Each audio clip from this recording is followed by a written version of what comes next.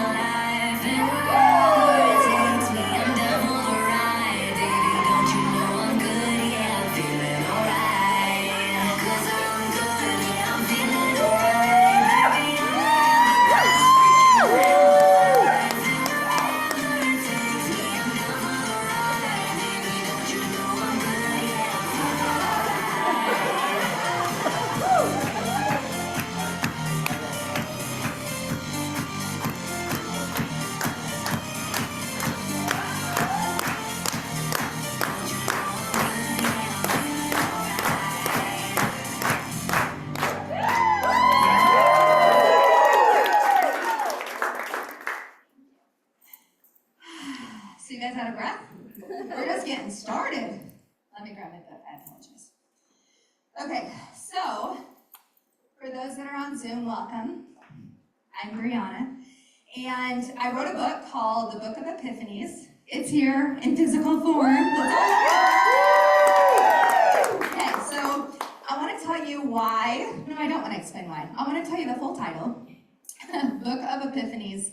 Foreplay through wordplay, orgasms for the mind. Is anyone confused on the title? No. Does anyone need more clarity?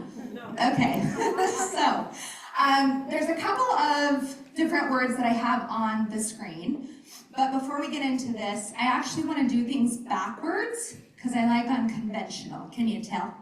So, I'm actually going to dedicate the book and recognize some people, if that's cool with you, so that we can get into the material, because for those that have given labor, you can't do it alone.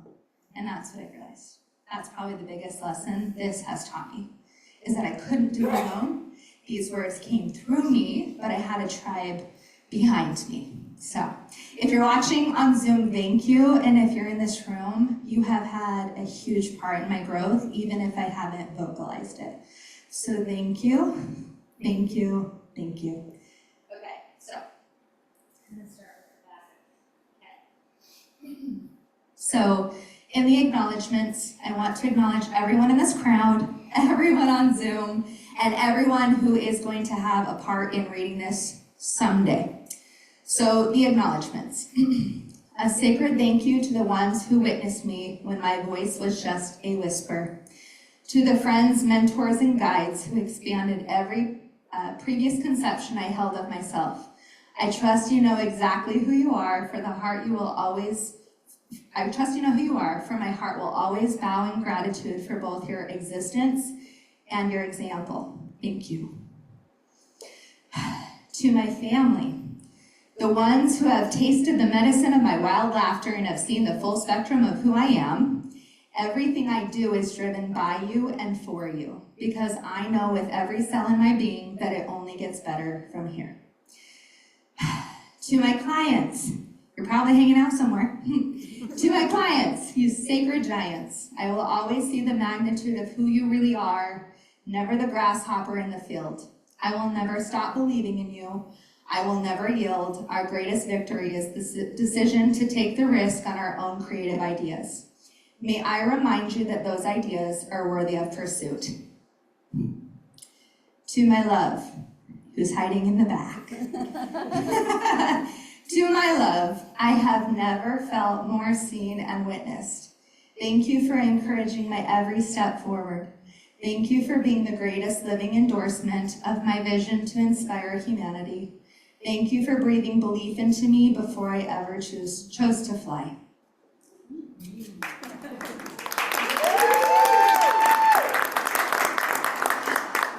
There's just two more, because there wasn't enough space in the book, apparently.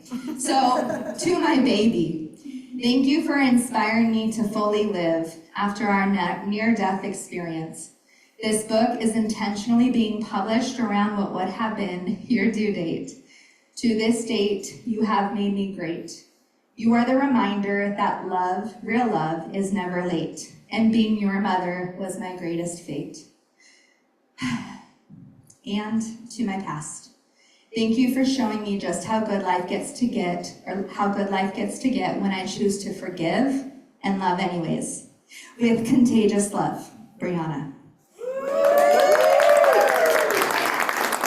Thank you all for listening. Now let's turn up the heat. So I'm actually going to ask Angel Lynn to come to the stage. I'm going to ask Wendy Bunnell to come to the stage. I am going to ask Gina Anderson to the stage, and I am going to ask Faye Hammond to the stage. That was appropriate.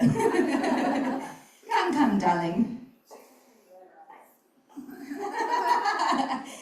Okay, so I wanted to bring together, when I say I birthed something I couldn't have done by myself. You are looking at the 5 people, and please understand if your name is not called, it's not because you're not amazing, okay? And these 2 ladies wrote their books, they published them, they included me, they saw my vision, they stretched me, they exposed me to truth, and they were there when I literally didn't know if I could go forward in the darkest of my nights. So thank you, and I see you.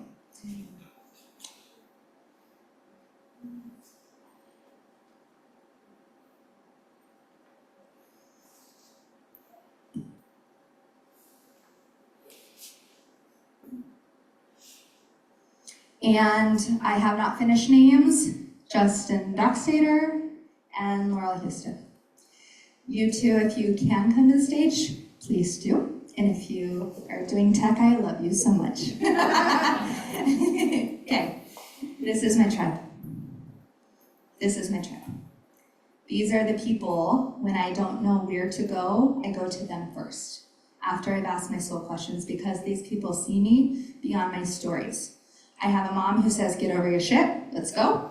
I've got, with love, again, with love. I've got Faye, who was able to reparent the parts of me when I went through a massive death and rebirth, and without her love, I would not have had somewhere to land for years. And deconstruction literally gave me her home in order to heal. And without Laurel, I could not have seen the businesswoman that I am beyond working with beautiful, Yin on Fire, and believing that I could stand on my own 2 feet when I had community around me. So these are the people I just wanted to recognize. Thank you for being willing. Thank you. I love you. And you all have roses right here.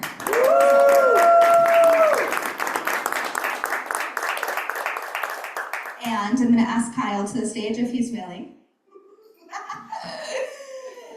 Guys, this is how you do things. You birth things, and then you gotta make sure everyone knows. Everything is connected. Yeah. Okay, so this is my beautiful stepfather. My dad is online as well, via Zoom. For anyone that knows my journey, and if you don't, that's okay. You're gonna start with this book and then you'll decide if you like me.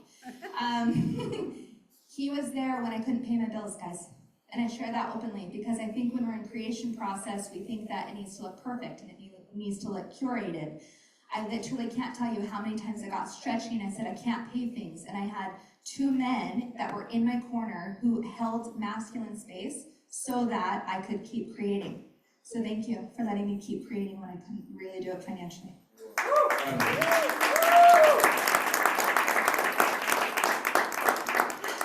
Okay, I got all the good, important stuff out, and now let's get to some words, yeah?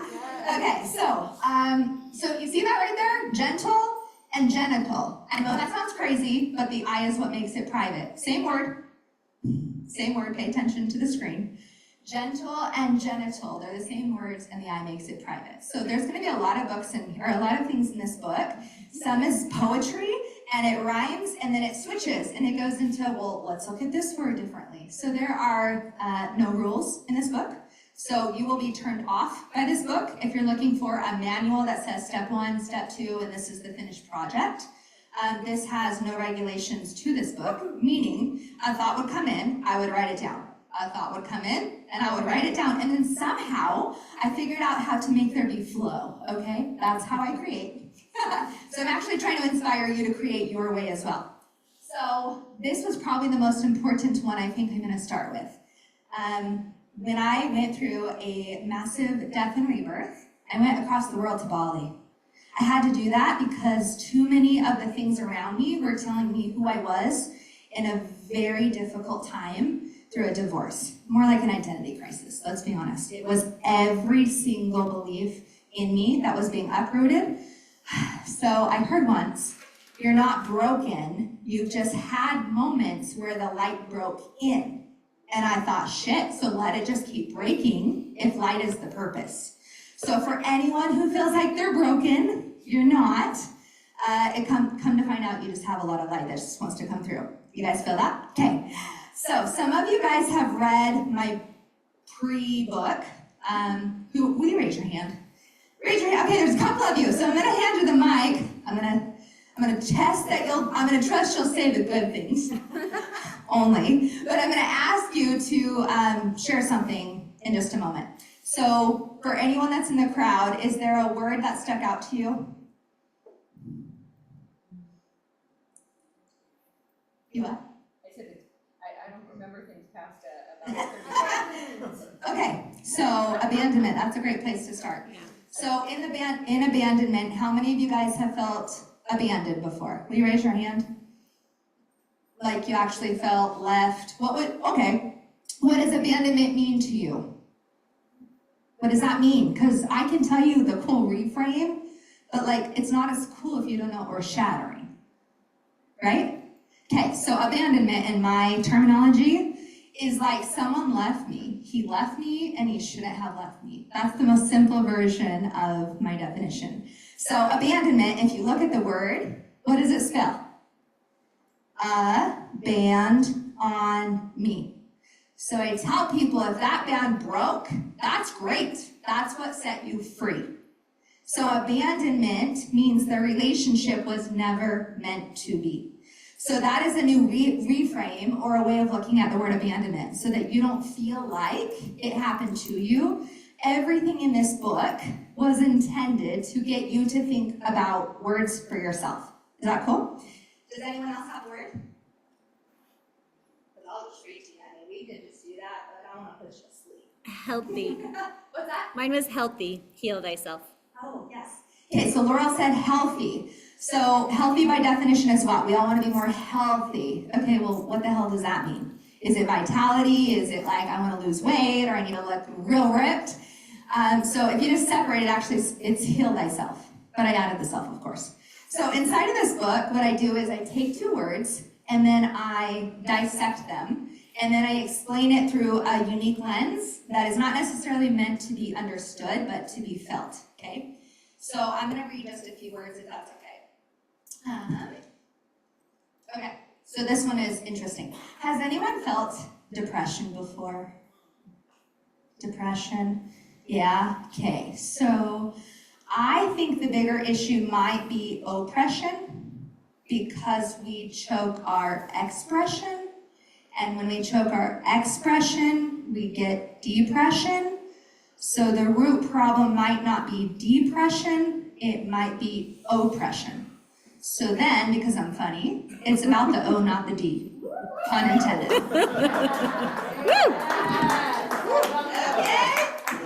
Okay, so I got divorced twice, and it used to really hurt to say that, and now I'm like, dude, I did that. Okay, so listen, marriage, and this was on the screen, but marriage, I think a lot of people stay in relationships that don't feed their soul because they're, I have to be careful how I explain things, because it's not black and white, okay? It's very colorful in my brain.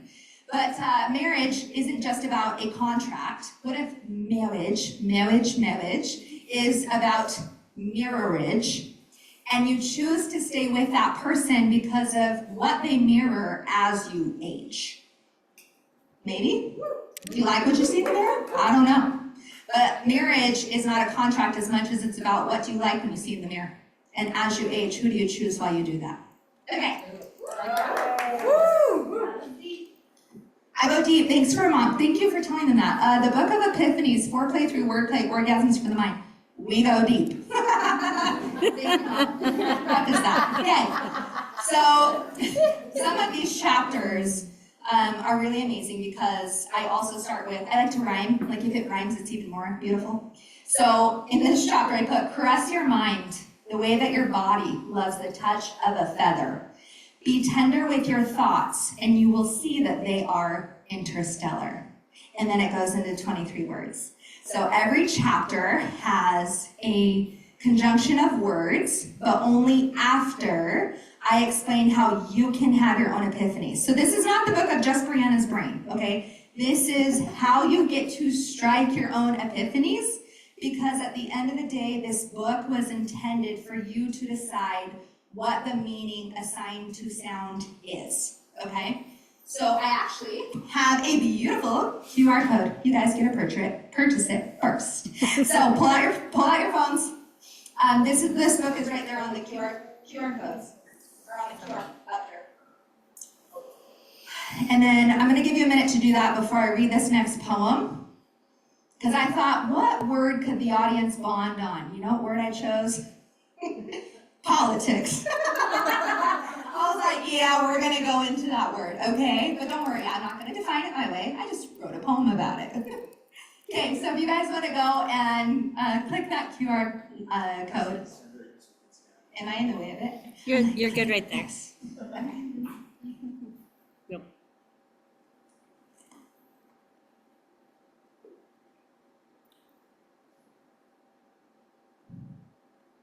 Okay. I got silence. Y'all thinking, or y'all just waiting? Okay, fair enough. You guys are a real quiet crowd. Okay, so this introduction to the word politics, it says society diluted communication, so I enticed it. Politics. Okay, when you guys think of politics, I'm gonna ask the crowd, you guys need to engage. When you think of politics, what are y'all thinking about? I know some of y'all fired up, you're just being quiet. Justin, I'll let you talk first. Okay, you hear politics, and what does your brain think about politics? Misdirection. Okay, misdirection, what else? Corruption, what else? Division, okay, what else? Noise, okay? Wow, what? This is why community is so great, because I do not think like you, and that's the point, right? So I wrote a poem about it. Okay, politics. Under the word politics, I put tricks. So that was like the closest word I could find. Okay, politics. Politics are the sister of logistics. They continue to tick, but nothing sticks. Politics makes the people pissed. No one likes the hidden tricks. The wall between us was built with bricks, measuring who has the bigger Opinions continue to grow thick. We're told there are sides to pick. But love is what will make it click. The human heart makes humans slick. Hate is what needs to be flicked. So why not just soften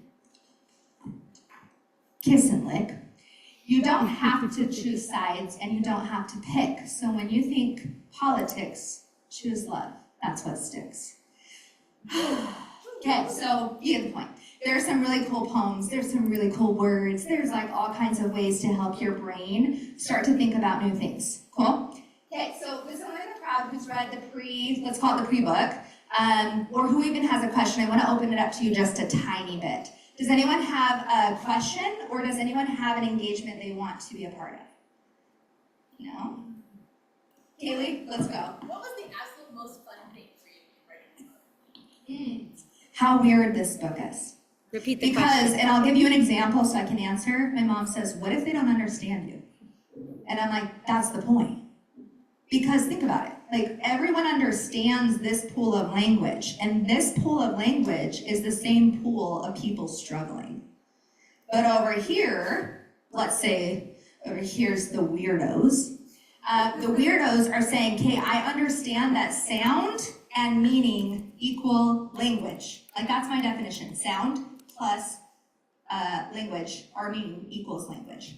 So the coolest part about this book was the audacity to put the weird out there to help someone get out of some really heavy thoughts, to be honest. So I was willing to be rejected in thought so that I could help one person see that there's a whole nother path if they're willing to sustain it maybe, or embark on it. So that was a really good question, thanks. Anybody else have a question? There was actually a really important word that just came up when you asked that. So I'm gonna go deep for a minute, not take it heavy in here, but we're just gonna keep it real. How many people have embraced someone in their life that has thought about suicide? Okay, like, this isn't just all fun and cute, it mostly is. And there's a few words that are like, dang, okay. So when you look at the word suicide, what I wrote under that was move the sewage to the side. You don't actually want to die, you just want to move the sewage of thoughts to the side.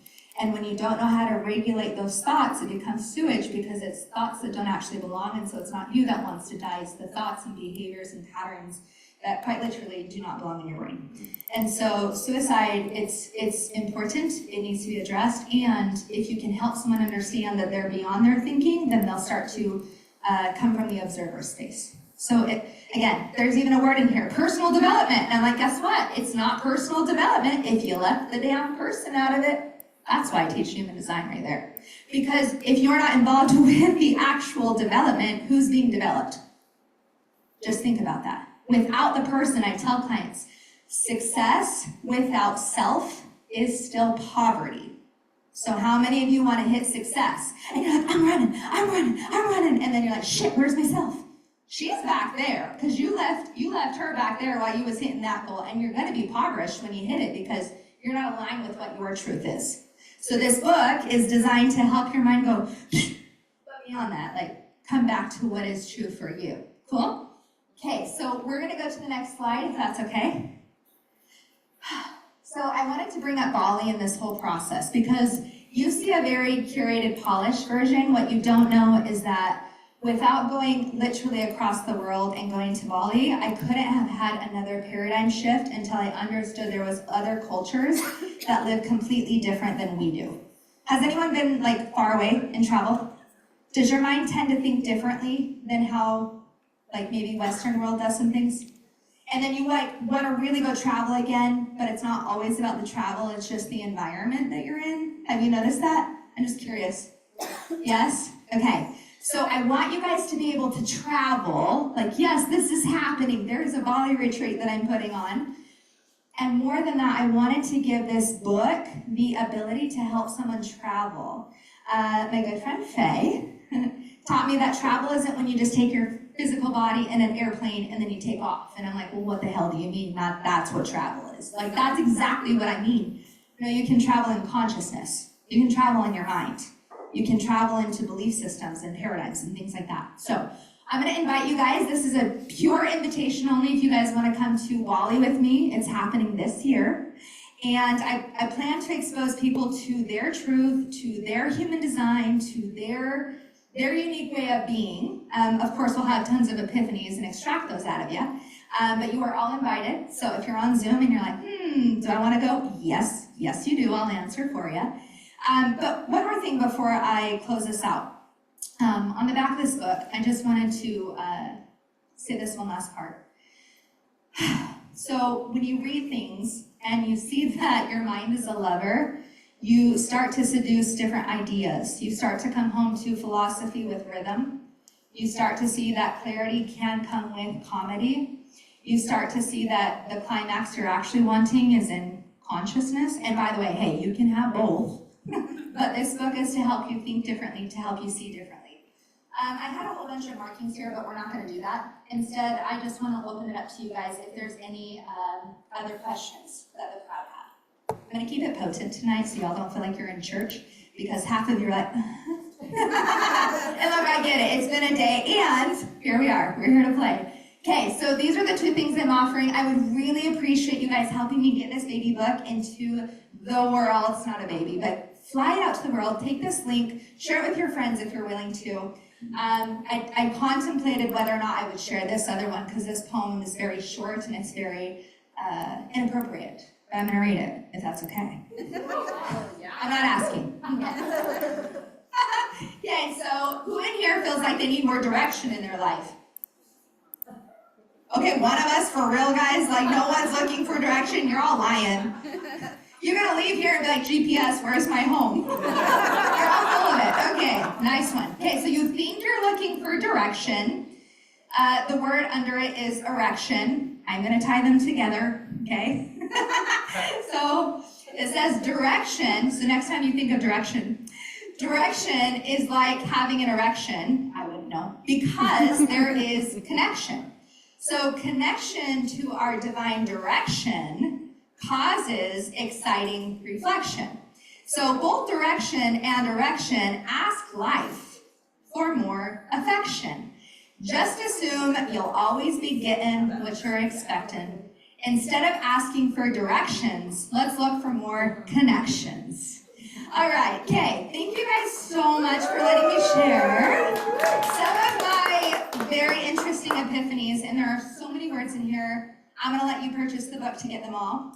I also wanted to give this book away. It's the only copy I purchased so far, and I will take all my notes out of it. So I wanted to actually reward the crowd. I'm like, who came best dressed? Who followed the bougie directions? Angel Lynn, like, come on, girl. I promise you, like, guys, do you guys agree with my vote? I didn't even ask you. Okay, Angel Lynn, this book's gonna go to you. I'm gonna take out all of my blue sticky notes, or you can. Oh, go ahead. I would love that. One's apple, one's Thank grape. you. Yes, thank you. Oh, and she's freaking funny too. Absolutely. Take care. I want to talk to you. Oh, Julie. You see them. God, I just want to take a moment to tell you how grateful I am for your courage to let your genius be seen. Because it is going to challenge people. And it is going to make people say, what does this even mean?